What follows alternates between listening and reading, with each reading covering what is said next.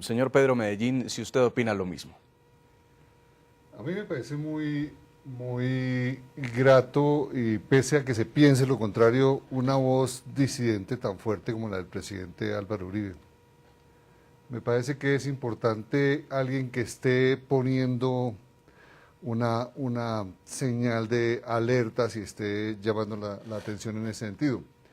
Hay cosas, por supuesto, lo grato de las conversaciones con el presidente Uribe es que ha podido ser en virtud a la franqueza y al poderse decir claramente las cosas. Hay puntos del presidente Uribe que yo no comparto. Comparto el espíritu de que hay que ser críticos frente a este proceso, no hay que entregar pues las cosas, pero creo que hay que tener un poquito de distancia frente a temas que quiero plantear de entrada. Uno, el tema de la seguridad democrática. Creo que la seguridad democrática fue una política, yo mismo escribí un libro críticamente frente al proceso de la seguridad democrática, un proceso que aportó y que está aportando a que el estado de cosas haya llegado a lo de hoy, que tuvo éxitos, que tuvo fracasos, que tuvo grandes aciertos y que tuvo grandes problemas, pero que en suma ha contribuido en ese proceso y creo que el presidente Uribe no está valorando adecuadamente eso y me parece que es importante. Presidente, el estado de cosas al que hemos llegado, una de las razones es por el éxito de la seguridad democrática. Sí. La importancia de Venezuela. Mire, si Venezuela es mejor que esté en un proceso de estos acompañando en la medida en que este acompañamiento implica una serie de compromisos con la comunidad internacional y con Colombia respecto a la seriedad de este proceso de paz.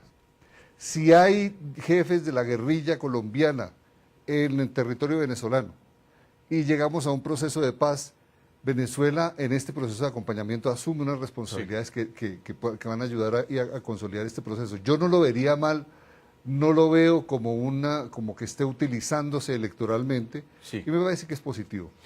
Expresidente Uribe, quiero preguntarle algo. Con este anuncio del presidente Juan Manuel Santos, ¿está renunciando el Estado colombiano a la vía militar como la opción para acabar con el grupo terrorista de las FARC? Que lo grave es poner esto entre la vía militar o la negociación claudicante.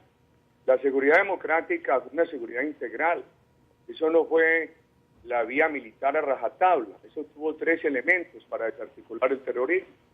Primer elemento, autoridad severa. Segundo elemento, reinserción generosa pero sin impunidad, muy diferente al marco para la paz ahora, que es un marco de impunidad.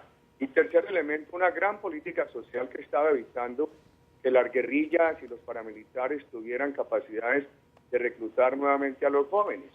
Esta política social también la han descuidado. Entonces, ahí hay un falso dilema. Yo creo que la desarticulación con esos 3 elementos es un camino que le estaba mostrando bondades al país. Nosotros no dejamos el tema resuelto, pero es por buen camino. Déjeme referir brevemente, con inmenso respeto, por supuesto, porque sabes que lo respeto mucho al doctor Pedro Medellín, y tengo inmenso respeto por el general Bedoya. Déjeme referir a lo de Venezuela. Queridos amigos, la dictadura de Venezuela ha sido cómplice de la FARC y del ELN. Los ha protegido y los ha legitimado. ¿Por qué? Porque una dictadura que ha sido cómplice del terrorismo pretende uno que sea que sea uno de los garantes de un proceso de paz con estos individuos. Además, hace poco me dijo muchos ciudadanos de Venezuela me dijeron esto: mire, nos extraña mucho el cambio de actitud del presidente Santos frente a Venezuela. Pasó de ser el más duro crítico del continente a la dictadura chavista, al legitimador que hoy afirma que Chávez es factor de estabilidad de Venezuela y de la región. Pero además es que hay un compromiso, que él sienta a la FARC a negociar con Santos, y además eso le sirve si lo hace antes de octubre para las elecciones de Venezuela. Aquí se debilitó la seguridad democrática. No han importado las víctimas de estos 2 años, los secuestros, los carros bombas, sino buscar a cualquier costo la paz, al costo de debilitar el ejército. Y además eso le sirve ahora para legitimar una dictadura que ha venido acabando con Venezuela y haciéndole daño a la región. General Bedoya, ¿hay o no voluntad de las FARC para cesar el terror en Colombia en medio de estas negociaciones? Bueno, el presidente Santos nos sorprendió anunciándonos unos diálogos de paz con las FARC, porque él nos había dicho que en su debido momento él tenía una llave para la paz que le iba a sacar cuando las FARC dieran demostraciones de eso, que quería la paz, y que con toda la tranquilidad le iba a avisar a los colombianos que era el momento de iniciar diálogos.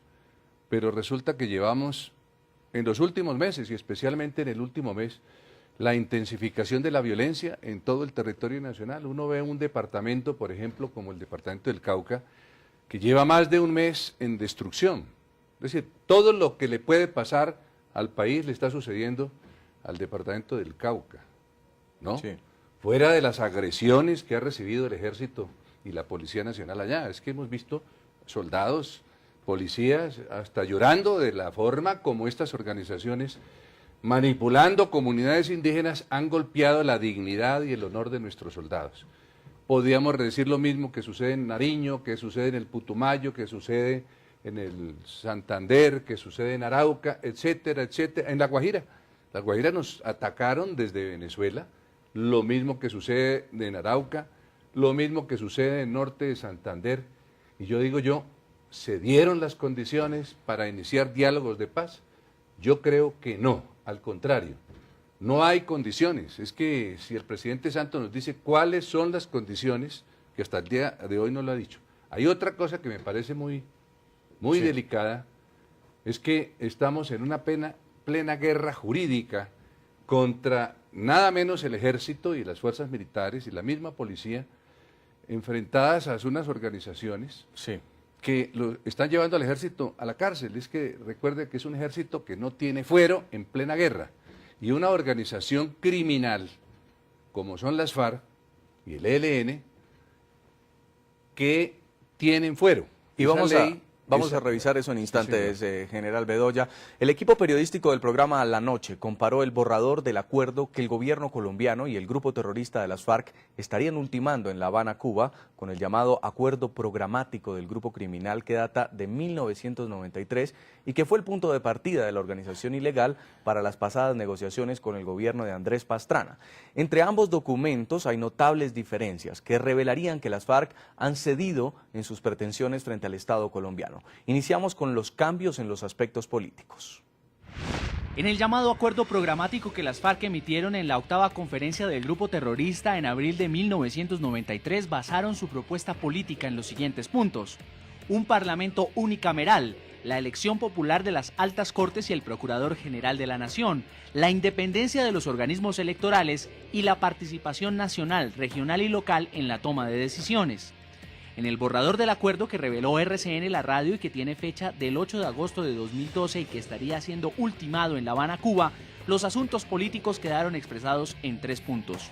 Primero, garantías para el ejercicio de la oposición y para los movimientos que surjan luego del acuerdo final, acceso a los medios de comunicación. Segundo, mecanismos democráticos de participación ciudadana directa. Y tercero, medidas para promover la participación política de los sectores vulnerables de la población. En el nuevo acuerdo no aparece la pretensión de las FARC de hacer un cambio en la rama legislativa y la elección popular del procurador y los magistrados de las altas cortes, tampoco la de cambiar el sistema electoral. Aparece sí las garantías para el ejercicio de la oposición, tema que la Constitución de 1991 consagra en el artículo 112 y que debe ampliarse en una ley estatutaria que aún no ha empezado su trámite en el Congreso colombiano.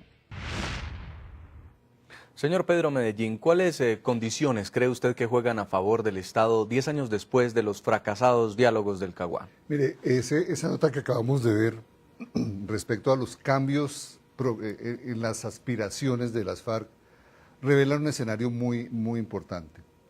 Y es la cesión por parte de las FARC de unos puntos que hasta el 93 fueron fundamentales para ellos. Plantearnos ahora unas discusiones sobre la participación política directa, sobre las condiciones de la oposición, revelan un avance y una posibilidad real de que podemos avanzar en un proceso hacia la paz. Y en ese sentido me parece que se acotó la agenda y eso es muy importante. Yo quiero decir 2 cosas aquí que tienen que ver muy claramente con esto. sobre la guerra jurídica, sobre emprender un proceso de paz en medio del conflicto y con un ejército desprotegido.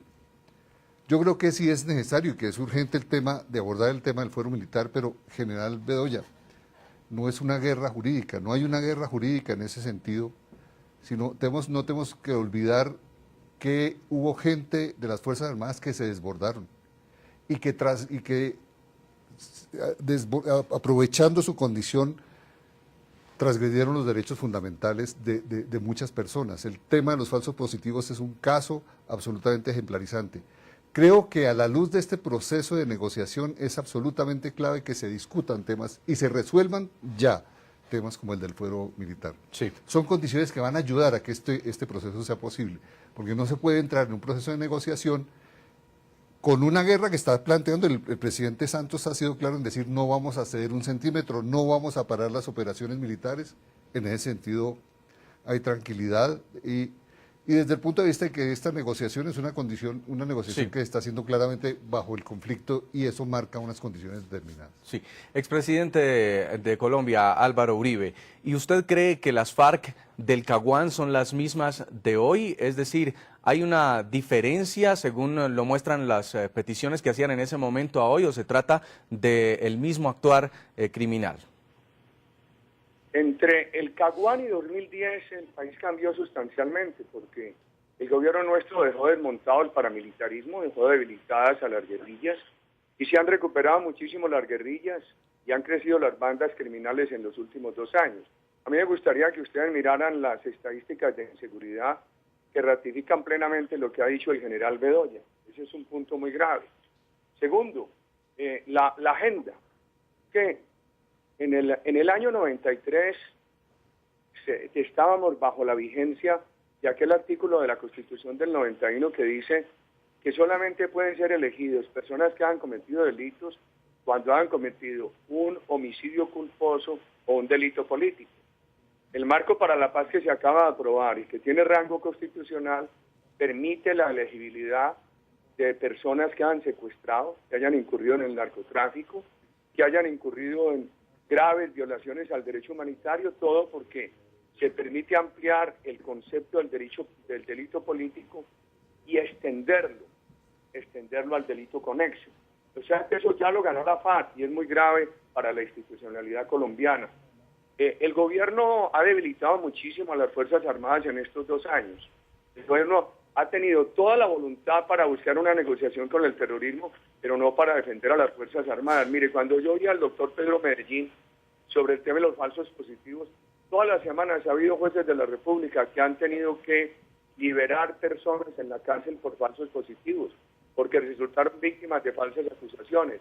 Nada más la semana pasada los jueces tuvieron que liberar 20 integrantes de las Fuerzas Armadas que pasaron 2 años en cárcel y se gastaron todos los ahorritos pagando abogados. Y el gobierno no ha encontrado, no ha mostrado tener voluntad para resolver ese problema jurídico de las Fuerzas Armadas. ¿Qué me dice el problema de los que tuvieron que participar en la retoma del Estado, en la retoma por parte del Estado del Palacio de Justicia? Eso necesita una solución jurídica. ¿Y sabe cuál es el principal problema? Que la única esperanza que le dan a las Fuerzas Armadas es tratarlos de igual a igual con el terrorismo. Entonces, lo que el marco para la paz ofrece para el terrorismo, un senador les dijo en las cárceles que se tenían que someter a ese marco. ¿Y en qué queda? Honor militar. La solución legal a los militares tiene que ser una solución compatible con el honor militar. Sí. Y finalmente, es muy grave, miren las estadísticas de inseguridad. En otras regiones de Colombia secuestros, allí matan policías, allí matan soldados. No importó que murieran 6 ciudadanos antes de ayer en los llanos orientales por unos explosivos de la FARC. Lo que importa es, échenle tierra a las víctimas, entierren las víctimas, paguen los secuestros y vamos a negociar con la FARC. Y eso lo vamos a revisar justamente después del corte comercial. Expresidente Uribe, vamos a hacer una pausa en el programa La Noche. Nuestro tema de hoy, ¿hay o no voluntad de las FARC para acercamientos de paz con el gobierno de Juan Manuel Santos? Ya volvemos.